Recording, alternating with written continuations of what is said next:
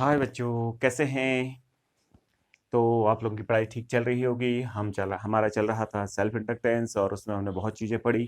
तो आज self induction inductance के जो हैं आपके, जो आप सेल्फ इंडक्शन पढ़ रहे थे, उससे रिलेटेड कुछ जो है प्रीवियस ईयर बोर्ड के कुछ न्यूमेरिकल्स करते हैं। और कुछ इसमें जो है आईआईटी के क्वेश्चंस भी हैं।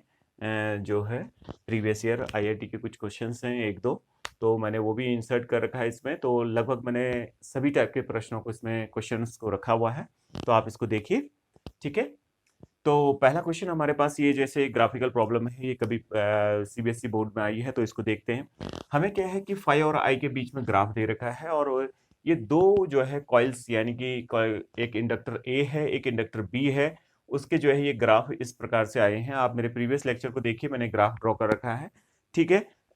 फाई और आई के बीच में तो आपसे बोला गया है कि इसमें से किसका इंडक्टेंस ज्यादा होगा, सेल्फ इंडक्टेंस किसका ज्यादा होगा, कॉइल ए का ज्यादा होगा कि कॉइल बी का ज्यादा होगा। तो आपसे ऐसा पूछा गया है कि कॉइल ए का जो है सेल्फ इंडक्टेंस ज्यादा होगा कि कॉइल बी का सेल्फ इंडक्टेंस ज्यादा होगा। तो इसको फटाफट करते हैं। देखिए, तो मैंने जब इसके बीच में ग्राफ बनाया था, तो देखो ये वाई एक्सिस है और ये एक्स एक्सिस है आपका, ठीक है। तो एक्स एक्सिस आई को डिनोट कर रही है और ये वाई को डिनोट कर, ये फाई यानी कि flux link with the coil is denoted by Y axis से दिखाया जा रहा है। तो हम सभी लोग जानते हैं फाई इज इक्वल टू कितना होता है, L I, total flux link with A coil at any instant is given by phi is equal to li, where I is your instantaneous current flowing in the coil, ठीक है। तो अगर इस वाले को देखें तो इसमें जो स्लोप होगा, S L O P, slope जो है आपका वो किसके बराबर होगा बेटा? देखिए जरा, स्लोप कैसे निकलेगा? y अपॉन एक्स होता है, तो y कौन है यहाँ पे? फाई। फाई अपॉन कितना हो जाएगा बेटा? i, that will give the slope of a का स्लोप आ जाएगा। तो ध्यान से देखिए, इस वाले का स्लोप ज्यादा है इसके स्लोप की तुलना में, ठीक है। इसका स्लोप ज्यादा है, देखिए स्लोप यानी कि जो है ढाल जो है इसकी, जो है इसकी ढाल कम है, इसकी ढाल ज्यादा है। तो हम देखते हैं जरा, slope of inductor A is greater than slope of inductor B. Slope of inductor B, B की इंडक्टर से ज्यादा है। तो स्लोप क्या होता है बेटा? फाई अपॉन, स्लोप क्या होता है? देखो देखो, फाई हम जानते हैं, phi total, phi is equal to कितना होता है? एल आई, एल आई होता है। तो phi upon I is equal to कितना होगा? एल, यानी कि ये एल को दिखा रहा है, ठीक है। तो स्लोप ऑफ ए का स्लोप क्या जो दिखाएगा?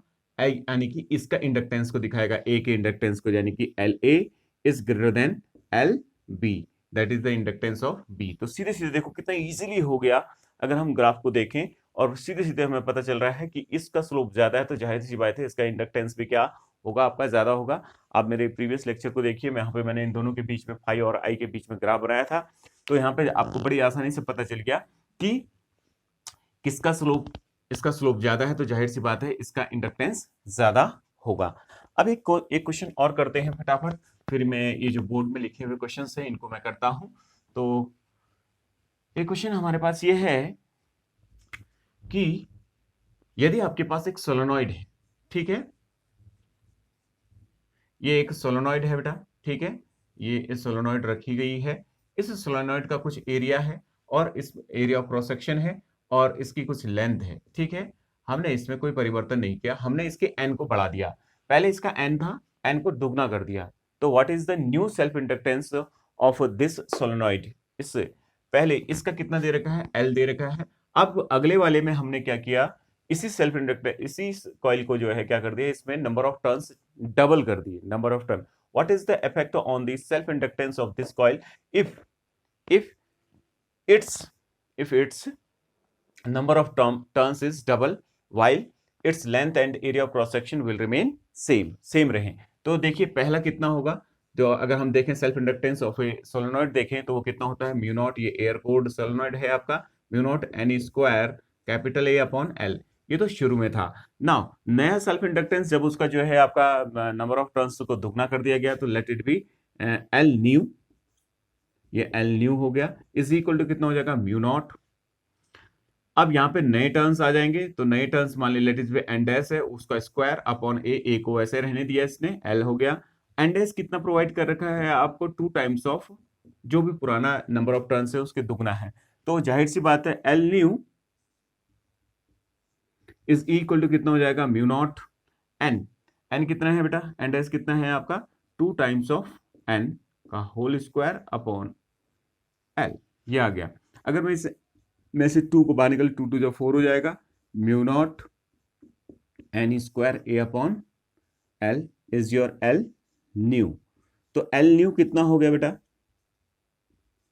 देखिए 4 times of this is your L, ये देखो जरा एल है म्यू नॉट एन स्क्वायर ए, यानी कि अपनी पुरानी वाली जो सेल्फ इंडक्टेंस है उसका 4 गुना हो जाएगा। ठीक है, ये हमने जो है यहाँ पे से एक किया। तो इस क्वेश्चन को आप देखिए जरा, और इस क्वेश्चन से आपको जो है आइडिया मिलेगा कि कैसे जो है आपका जो है यदि जो है नंबर ऑफ टर्न्स जो है किसी में बढ़ा दिए जाए, किसी सोलेनॉइड में बढ़ा दिए जाए, तो उसके नए इंडक्टेंस में क्या फर्क पड़ेगा। मैंने पहले भी आपसे बोला था कि इंडक्टेंस जो है ए, एल और एन के ऊपर जो है डिपेंड करता है। तो अगर इनको चेंज करेंगे तो इंडक्टेंस भी बदल जाएगा। और म्यू नॉट पे डिपेंड करता है। म्यू नॉट क्या है, इसकी मटेरियल, यानी कि किस मटेरियल से ये बना हुआ है, इसके अंदर क्या डाला गया है, इस चीज के ऊपर डिपेंड करता है कि इसके अंदर की जो कोर है उसके ऊपर भी निर्भर करता है। यानी कि इन 4 फैक्टरों पर डिपेंड करता है, ना कि इसके ऊपर जो कि मैंने आपके सामने लिखा था एल आई। तो एल जो है अगर आप देखेंगे तो इस रिलेशन से पता चल रहा है एल अपॉन आई जो है L is equal to 5 upon I है। तो 5 के ऊपर भी निर्भर नहीं करता, आई के ऊपर भी निर्भर करता, बिकॉज ये प्रोपोर्शनलिटी रिलेशंस हैं। तो इन रिलेशंस में डायरेक्ट ऐसा मत लिख देना आप कि जब भी कभी आपसे पूछे कि in which factor the inductance of a solenoid और ए कॉइल डिपेंड, तो वो किसके ऊपर डिपेंड करता है, म्यू के ऊपर डिपेंड करता है, एन के ऊपर डिपेंड करता है, number of turn, area of cross section. और इस क्वेश्चन को रखने का मुख्य उद्देश्य यही था कि आपको इस चीज के बारे में जानकारी दी जाए। ठीक है, तो अब हम एक नया क्वेश्चन कर रहे हैं। उस क्वेश्चन में जो है क्या हो रहा है, एक हमारे पास सोलेनॉइड है, ये आपके सामने सोलेनॉइड रखी गई है। तो अब ये एयर कोर्ड सोलेनॉइड है। तो एयर कोर्ड सोलेनॉइड की जो है कुछ इंडक्टेंस सतही होगी, तो वो इंडक्टेंस आपको प्रोवाइड कर रखी है, उसको आपको प्रोवाइड कर रखा है, इसको आपको दे रखा है 0.1 मिली हेनरी, इतना प्रोवाइड कर रखा है। ठीक है, अब क्या हुआ कि इसके अंदर की जो कोर को बाकी एल और ए को ऐसे ही रहने दिया। ठीक है, और इस सोलेनॉइड जो कि आपके सोलेनॉइड है, इसके अंदर जो है कुछ चीजें भर दी गई है, जैसे भर दिया मैंने यहाँ पे कुछ भर दिया है। ठीक है, और इसमें नंबर ऑफ टर्न्स जो है उतने ही है और इसकी लेंथ भी वही है। ठीक है, ये आपकी वही सोलेनॉइड है, number of turns will remain same and length of the solenoid will remain same. N क्या है आपका वही है, एरिया ऑफ क्रॉस सेक्शन भी वही है। तो इसमें पूछा गया कि इसका जो है अब नया इंडक्टेंस जो है कितना हो गया आपका, न्यू जो है इंडक्टेंस जो है बोल रहा है आपका, वो उसकी वैल्यू जो है आपको प्रोवाइड कर रखी है 10 मिली हेनरी। उसकी वैल्यू आपको 10 मिली हेनरी प्रोवाइड की गई है, 10 मिली हेनरी जो है प्रोवाइड की गई है। तो बोला गया व्हाट इज रिलेटिव परमिएबिलिटी, इसकी रिलेटिव परमिएबिलिटी कितनी होगी ये आप बता दीजिए, ये आपसे पूछा गया है। ठीक है, तो आप इसको बड़ी आसानी से कर सकते हैं। तो शुरू में ये आपको प्रोवाइड कर रखा है। ठीक है, और इसमें अब नया एल न्यू कितना हो जाएगा बेटा, L new is equal to, जब जैसे इस आयरन की को जो है इस कोर के अंदर भरा गया होगा तो उसकी परमिएबिलिटी माना कि म्यू है, तो कितना हो जाएगा, बाकी चीजें तो सेम है, एन स्क्वायर ए अपॉन एल। ठीक है, तो अगर हम इससे इसको डिवाइड कर देते हैं, देखो इससे इसको डिवाइड कर देते हैं, एल न्यू अपॉन एल कर देता हूं यदि मैं, तो ध्यान से देखिए एल न्यू कितना है आपका, न्यू एन स्क्वायर ए अपॉन एल, और एल कितना है आपका, new not an square A upon L. L से एल कैंसिल, एन स्क्वायर से एन स्क्वायर, ए से ए कैंसिल, तो आपके पास जो चीज बची हुई है वो न्यू अपॉन न्यू नॉट बची हुई है। अगर आप ध्यान से देखें तो mu upon mu naught, mu upon mu naught is equal to कितना आ रहा है आपका, एल न्यू अपॉन एल। ठीक है, और यही जो है क्या है, हम जानते हैं relative permeability is equal to कितना होता है, permeability of any substance with respect to permeability किसकी, फ्री स्पेस की। ठीक है, परमेबिलिटी फ्री स्पेस की, जैसे हम रिलेटिव डेंसिटी निकालते हैं, permeability density of any substance with respect to density of water, तो in the same manner permeability of this iron core with respect to किसके रेस्पेक्ट में है ये आपका, permeability of air cored solenoid. ठीक है, तो ये रिलेटिव परमेबिलिटी प्रोवाइड कर देगा, तो जाहिर सी बात है इसको कितना लिख सकते हैं, म्यू आर। तो ये एल न्यू कितना प्रोवाइड कर रखा है, ध्यान से देखिए जरा, एल न्यू आपको 10 मिली हेनरी प्रोवाइड कर रखा है। मिली मिली है, 10 to power minus 3 10 to power minus 3 दोनों को क्या हो जाएगा, कैंसिल हो जाएगा। तो हम इसको देख लेते हैं, तो कितना हो जाएगा, ये 10 into 10 to the power minus 3 upon 0.1 into 10 to the power minus 3, 10 to power minus 3 10 to power minus 3 cancel, तो ये कितना आ जाएगा, 100। तो mu R that is relative permeability is your 100। इसकी कोई यूनिट नहीं होगी क्योंकि ये जो है रेशियो है, म्यू का रेशियो है, तो जाहिर सी बात है इसकी कोई यूनिट नहीं होगी। तो हमारा जो है ये दूसरा यानी कि तीसरा क्वेश्चन भी इसमें हो गया।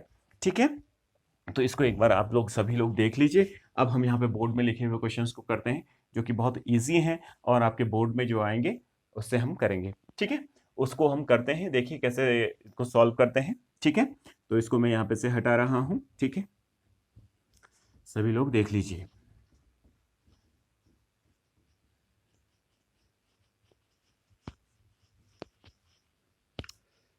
अब हम इस क्वेश्चन को पढ़ते हैं, जरा देखिए, पहला क्वेश्चन पढ़ लीजिए आप लोग, और उसके बाद जो है आप लोग सभी लोग जो है उसको करने की कोशिश कीजिए, वीडियो को पॉज कीजिए और उसको करने की कोशिश कीजिए। तो हमारा पास पहला क्वेश्चन क्या है, the current in the inductor of inductance 1.5 into 10 to the power minus 2 henry changes at the rate of this. ठीक है, तो करंट का चेंज आपको प्रोवाइड किया गया है, जो चीज गिवन दी ही गई है उसको मैं लिख रहा हूं। तो देख, अगर आप ध्यान से देखें, इसका इंडक्टेंस आपको प्रोवाइड किया गया है, L is equal to 1.5 into 10 to the power minus 2 henry. ये आपको प्रोवाइड किया गया है, -2 हेनरी इतना प्रोवाइड किया गया है एक इंडक्टर का। और उसमें करंट जो है किस रेट से कर रही है, चेंज हो रही है, देखो देखो 200 ampere per second. It mean से क्या है, ये di अपॉन dt है, एम्पियर पर सेकेंड। इस रेट से जो है करंट क्या कर रही है, उसमें चेंज हो रही है। And it is your 200 ampere per second. तो ये हमारे पास आ गया, ध्यान से देखो जरा। तो क्या आया हमारे पास कि इसमें बोल रहा है आपसे कि करंट जो है इस इंडक्टर में, जिसकी जो है inductance 1.5 into 10 to power minus 2 henry provide की गई है, उसमें current that is the rate of change of current in that inductor is your 200 कितना बोल रहा है, एम्पियर पर सेकेंड। जाहिर सी बात है, अगर करंट चेंज होगा तो उसमें एक इंड्यूस ईएमएफ डेवलप होगा, तो उसी इंड्यूस ईएमएफ को पूछ रहा है ये, find induce EMF in the inductor. तो induce EMF E is equal to कितना होता है, minus L D upon D T. बहुत ही सिंपल क्वेश्चन है, तो मैं माइनस को हटाने के लिए मॉड ले लेता हूं। तो आप माइनस में भी आंसर निकाल सकते हैं, ऐसा कुछ है नहीं इसमें। तो एल कितना है, देखिए एल कितना प्रोवाइड कर रखा है, 1.5 into 10 to the power minus 2 provide किया गया है, और D I upon D T is your 200 provide किया गया है। ये 2 जीरो से ये कैंसिल हो जाएगा, ये कितना हो जाएगा आपका 3 volt. So the answer of this question is your कितना हो जाएगा, 3 वोल्ट जो का इंडक्शन होगा। जाहिर सी बात है, करंट का चेंज आता है, तो मेन करंट का जैसे ही चेंज आएगा तो मेन करंट के चेंज होने की वजह से जो है उसमें इंडक्शन होता है। ये हमने सेल्फ इंडक्शन में पढ़ा था किसी कॉइल में। तो ये आपका पहले का आंसर हो गया। अब हम जो है दूसरा क्वेश्चन कर रहे हैं, इस क्वेश्चन को सभी लोग देख लीजिए, सेकंड क्वेश्चन करते हैं। ठीक है, तो ये था पहले क्वेश्चन का आंसर। अब सेकंड क्वेश्चन का आंसर निकालते हैं। तो पहले क्वेश्चन को आप देख लीजिए, दूसरा क्वेश्चन आप पढ़िए और फिर वीडियो को पॉज कीजिए और देखिए कि किसको कैसे करते हैं। ठीक है, an EMF of 200 microvolt is induced in the coil when current in it changes from this to this, that is change in current इतना दे रखा है आपको in इतना सेकेंड। यानी कि आपको प्रोवाइड क्या गया है, देखिए गिवन देखते हैं पहले इसका क्या क्या दिया गया है। इसमें एक EMF जो है इसमें इंड्यूस हो रहा है, तो induce EMF is equal to कितना दे रखा है, 250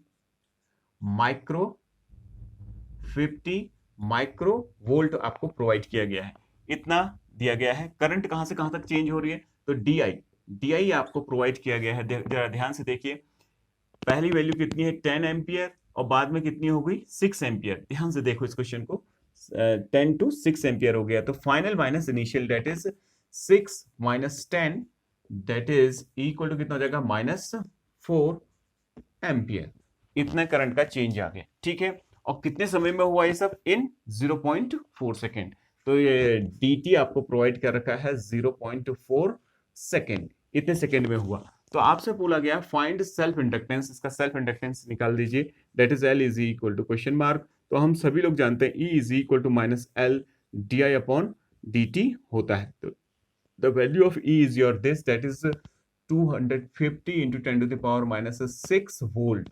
तो हम भी इसमें यहाँ पे लिख लेते हैं 250 इंटू 10⁻⁻6 ये प्रोवाइड कर रखा है, is equal to minus L, L तो हमें निकालना है, into D I, D I the value of D I is your -4 और डी टी इज योर 0.4, ये प्रोवाइड कर रखा है। तो माइनस माइनस कैंसिल आउट, तो इसको अगर कैंसिल करूंगा तो ये ऐसे ऐसे यानी कि ये 10 हो जाएगा, यानी कि यहाँ पे 10 आ जाएगा, ठीक है।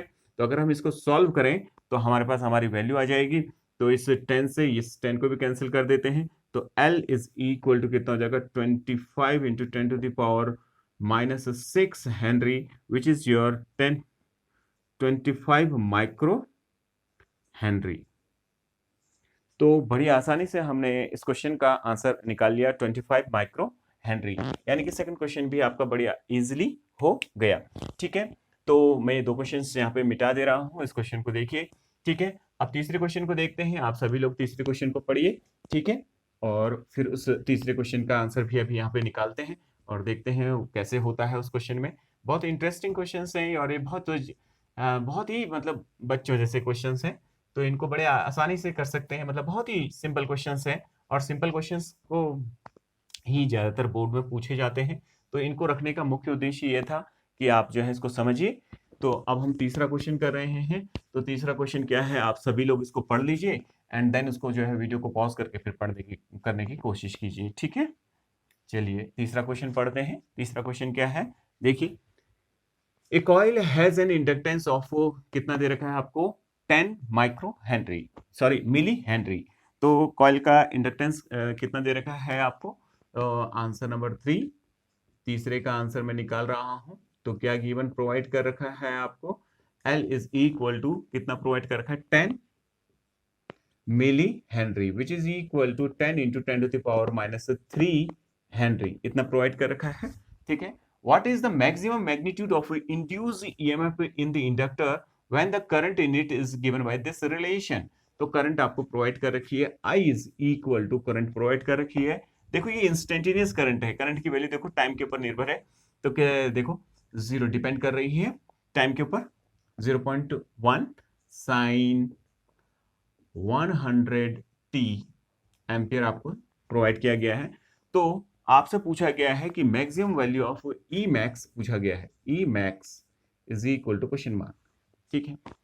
अब हम तो ये जानते हैं बेटा, हम क्या जानते हैं, देखो E इज इक्वल टू कितना था -L di/dt, इतना हम सभी लोग जानते हैं। तो इसमें देखो L भी चाहिए और ये भी चाहिए, ठीक है, L di/dt भी चाहिए। तो di/dt के लिए इसको क्या करना पड़ेगा, डिफरेंशिएट करना पड़ेगा, ठीक है। तो सबसे पहले इसका डिफरेंशिएशन निकाल लेते हैं एंड देन उसके बाद बात करते हैं, ठीक है।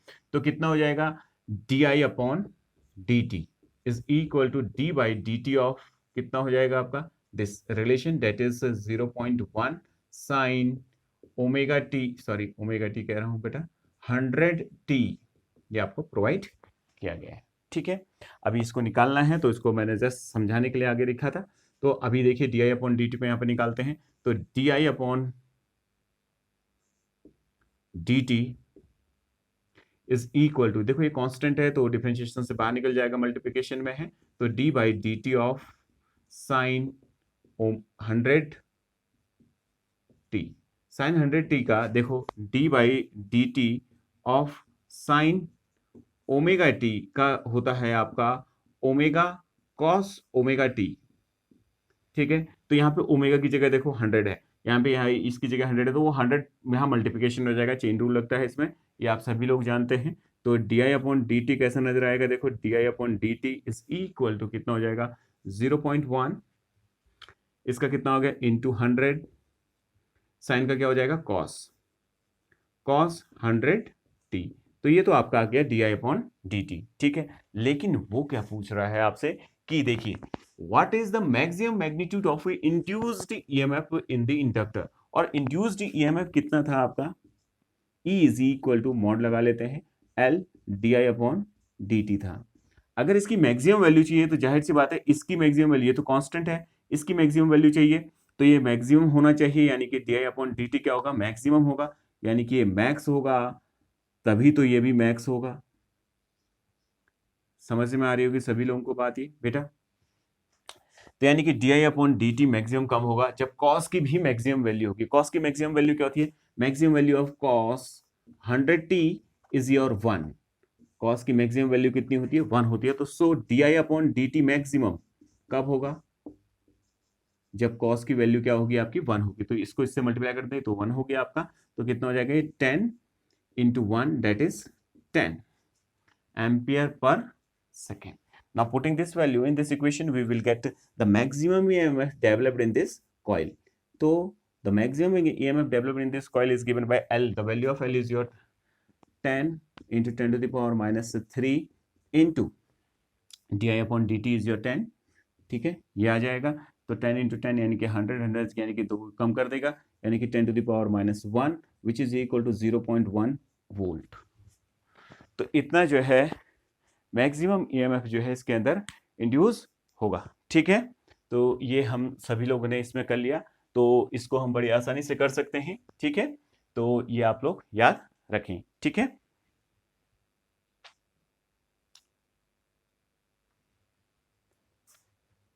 एक मिनट बेटा। हाँ, एक क्वेश्चन और देख रहा हूं मैं।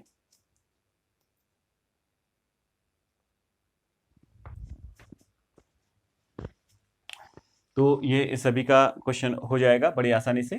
तो अब नेक्स्ट क्वेश्चन करते हैं। तो नेक्स्ट क्वेश्चन को पढ़िए जरा, क्वेश्चन नंबर 4। ठीक है, तो क्वेश्चन नंबर 4 आपका ये है। ठीक है, क्वेश्चन नंबर 4 को देखिए और इसको देखने के बाद करने की अपने आप से कोशिश कीजिए। An induced EMF in a inductor is 10 millivolt when a current of इतना एम्पियर यानी कि I is equal to 5 plus 16t ampere is passes through it। Find जो कुछ नीचे लिखा हुआ है, पहला सेल्फ इंडक्टेंस पूछा गया है और सेकंड क्वेश्चन पूछा गया है at time t is equal to 1 energy in the inductor पूछा गया है, और at time t is equal to 1 second पे आपका क्या पूछा गया? पावर भी पूछा गया है। तो अब हम इसको करते हैं बड़ी आसानी से। बहुत ही सिंपल क्वेश्चन है, कभी IIT में आया क्वेश्चन है, मेंस में बहुत सिंपल क्वेश्चन आया हुआ क्वेश्चन है बेटा। तो इस क्वेश्चन को हम बड़ी आसानी से कर सकते हैं। देखिए क्वेश्चन नंबर 4 क्या है आपका। ठीक है, तो क्वेश्चन नंबर 4 को करते हैं अब आपका। तो इंड्यूस ईएमएफ कितना हुआ आपका? ये क्वेश्चन नंबर 3 में यहाँ से हटा दे रहा हूँ। ठीक है, ये क्वेश्चन नंबर 3 मैंने हटा दिया है यहाँ से। तो अब हमारे पास क्वेश्चन नंबर 4 को करना है। तो क्वेश्चन नंबर 4 का गिवन क्या प्रोवाइड कर रखा है, तो पहले उसको लिख लेते हैं। तो क्वेश्चन नंबर 4 में क्या दे रखा है, ध्यान से देखो जरा। An induced EMF in an inductor is 10 millivolt, यानी कि इंड्यूस्ड ईएमएफ आपको प्रोवाइड कर रखा है। तो गिवन क्या प्रोवाइड कर रखा है? Induced EMF is equal to कितना प्रोवाइड कर रखा है? 10 milli volt which is equal to 10 to the power 10 into 10 to the power minus 3 volt, इतना प्रोवाइड कर रखा है। और करंट आपको प्रोवाइड कर रखी है T is equal to I is equal to, ठीक है, 5 प्लस 16t एम्पियर। T क्या है यहाँ पे? समय है बेटा। ठीक है, इस पासेस थ्रू इट, इस इंडक्टर से इतनी करंट पास हो रही है। फाइंड सेल्फ इंडक्टेंस, तो सेल्फ इंडक्टेंस निकालना है। तो self inductance E is equal to कितना होता है? Minus L di upon dt। ठीक है, तो अगर मुझे इसको निकालना है तो सबसे पहले di अपॉन dt को निकालना पड़ेगा। तो अगर मैं यहाँ पे से di अपॉन dt को निकालूं तो di upon dt is equal to कितना हो जाएगा? d बाई dt ऑफ कितना हो जाएगा? 5 प्लस 16t, ये आपका आ गया। तो ये अंदर मल्टीप्लाई होगा तो कितना हो जाएगा? d by dt of 5 plus d by dt of 16t। ठीक है, अगर इसका हम करेंगे तो 5 का तो डिफरेंशिएशन 0 हो जाएगा, और इस 16 को बाहर निकाल दिया, dt upon dt, that is di upon dt कितना आ गया आपका बेटा? देखो 16 आ गया एम्पियर पर सेकेंड। बढ़िया आसानी से देखो di अपॉन dt आ गया। अब हम आराम से जो है क्या निकाल सकते हैं? इंड्यूस ईएमएफ निकाल सकते हैं। पहले क्वेश्चन को जो कर रहे हैं हम, फर्स्ट ए पार्ट कर रहे हैं, तो कितना हो जाएगा? E इज इक्वल टू कितना होता है? L di upon dt with negative sign. तो मॉड ले लेते हैं क्योंकि नेगेटिव देगा, तो नेगेटिव से बचने के लिए मॉड लिया है बेटा, बाकी और कुछ नहीं है। आप मॉड नेगेटिव में भी निकाल सकते हैं। ऐसा बच्चा सोचता है कि यार सर कभी पॉजिटिव ले रहा है कभी नेगेटिव, जहाँ पे आ जा रहा है पॉजिटिव तो अच्छी बात है, नहीं आ रहा है तो नेगेटिव साइन यही दिखा रहा है, लेंज के नियम से दिखा रहा है बस। ठीक है, तो L एल कितना प्रोवाइड कर रखा है देखो जरा। एल सबसे पहले इसका वही पूछा, सेल्फ इंडक्टेंस पूछा गया है, तो ई हमें दे रखा है, सेल्फ इंडक्टेंस निकाल देते हैं इसका। तो ई कितना प्रोवाइड कर रखा है देखो, 10 इंटू 10⁻³ प्रोवाइड कर रखा है, into L into D I upon D T is 16, ये प्रोवाइड कर रखा है। तो एल इज इक्वल टू कितना हो जाएगा देखो जरा ध्यान से, अगर मैं इसको निकालना चाहूँ तो एल इज इक्वल टू कितना हो जाएगा, 10 इंटू 10⁻³ होल अपॉन कितना हो जाएगा 16। On solving this you will get 625 into 10⁻, कितना हो जाएगा -3, which is equal to 625 into 10 milli henry, यानी कि एल की वैल्यू भी आ गई। पहला वाला क्वेश्चन आपका हो गया। दूसरा क्या बोल रहा है, ये एनर्जी पूछ रहा है। तो एनर्जी को देखो, एनर्जी होती क्या है। तो सेकंड क्वेश्चन करते हैं, सेकंड क्वेश्चन देखिए, इसका बी पार्ट करते हैं। तो एनर्जी इज इक्वल टू कितना होता है, हाफ LI²। तो जाहिर सी बात है मुझे करंट चाहिए होगी। करंट कब चाहिए, at t is equal to 1 second पे।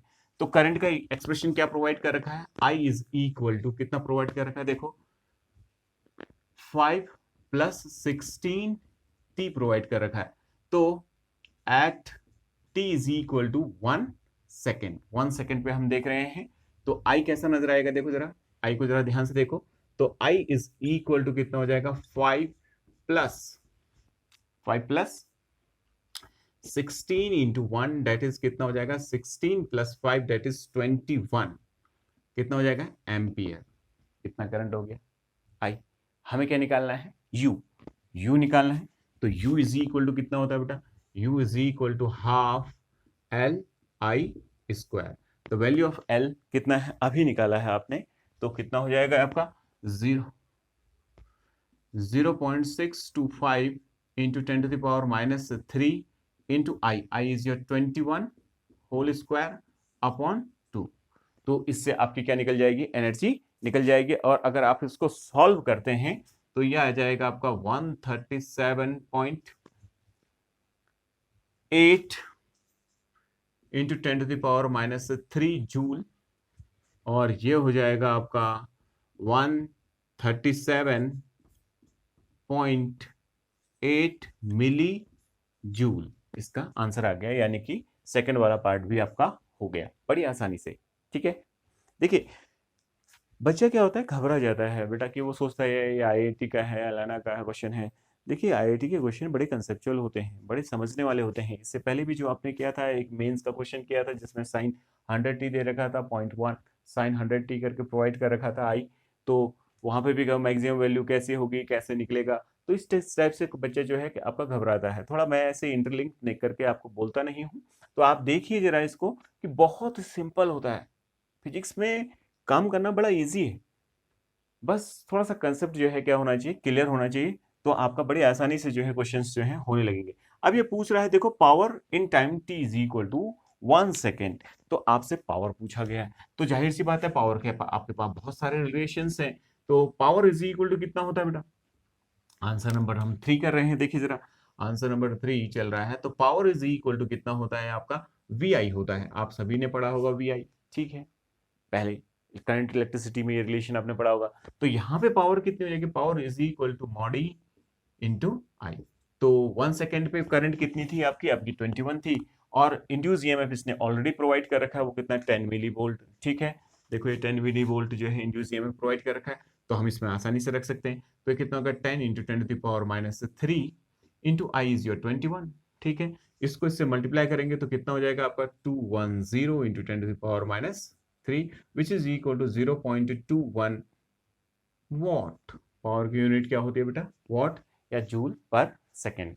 तो इस प्रकार से हमने इसका जो है चौथा क्वेश्चन कंप्लीटली कर दिया। तो बड़ी आसानी से जो है हमने इस क्वेश्चन को किया यहाँ पे। अब हम एक लास्ट क्वेश्चन कर रहे हैं, बहुत ही सिंपल क्वेश्चन है। आप इसको पढ़िए और अपने आप से करने की कोशिश कीजिए, तो फिर इसके बाद देखिए इसके आंसर को कैसे निकालते हैं।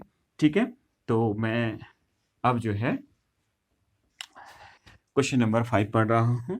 ए 5 Henry inductor carries a steady current of 2 ampere. How can a 50 volt induced EMF be made to appear in the inductor? अब क्वेश्चन क्या प्रोवाइड कर रखा है आपको, कि क्वेश्चन कह रहा है आपसे, आंसर नंबर 5 है ये आपका,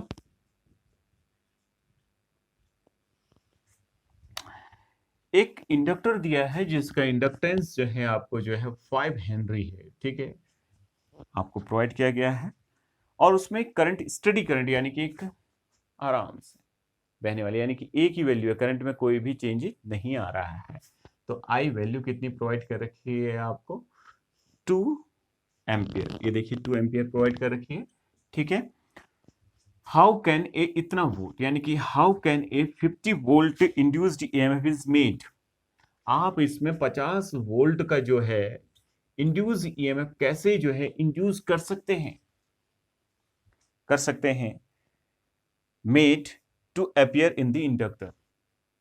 देखो क्वेश्चन में कुछ आपको पता नहीं चला है, पूछ क्या रहा है। तो देखिए स्टडी करंट बह रही है इसमें 2 एम्पियर, इस वक्त जो है ये ईएमएफ नहीं बन सकता है।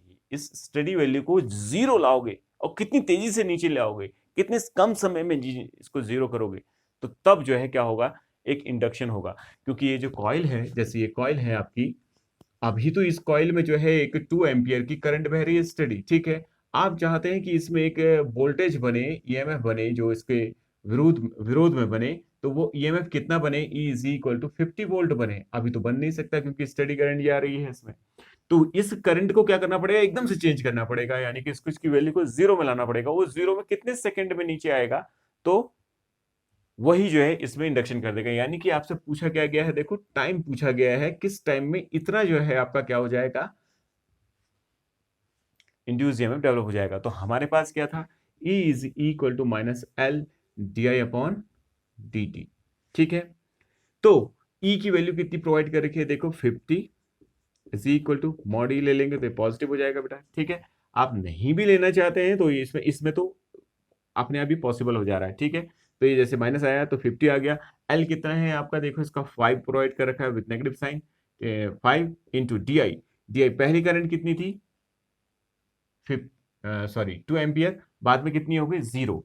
तो पहली करंट कितनी थी, जीरो, माइनस कितना हो जाएगा आपका 2 एम्पियर, यानी कि final minus initial. D I कितना है आपका, डी आई फाइनल करंट कितनी होगी आपकी, जीरो, इनिशियल करंट कितनी है आपकी 2, इसको जीरो करोगे यानी कि करंट में वेरिएशन लाओगे। जब करंट चेंजिंग करंट जाती है तभी तो इंड्यूस ईएमएफ होता है बेटा, हमने सेल्फ इंडक्शन में पढ़ा था, आप प्रीवियस लेक्चर देखिए उसमें। तो ये 2 हो गया, अपॉन कितना हो गया आपका dt।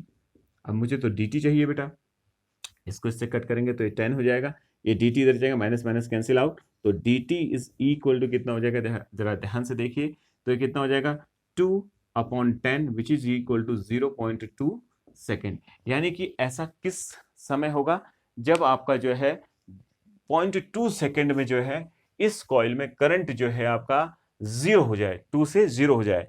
This will happen, that is 50 volt induced EMF induced in this coil only when the current declined to zero from 2 ampere in 0.2 second. यानी कि 0.2 सेकेंड में जब करंट की वैल्यू जो है जीरो के बराबर होगी, ठीक है, कहां से, 2 एम्पियर से, तो उस केस में जो है आपका क्या होगा, आपका इसमें 50 वोल्ट का जो है इंड्यूस ईएमएफ डेवलप होगा।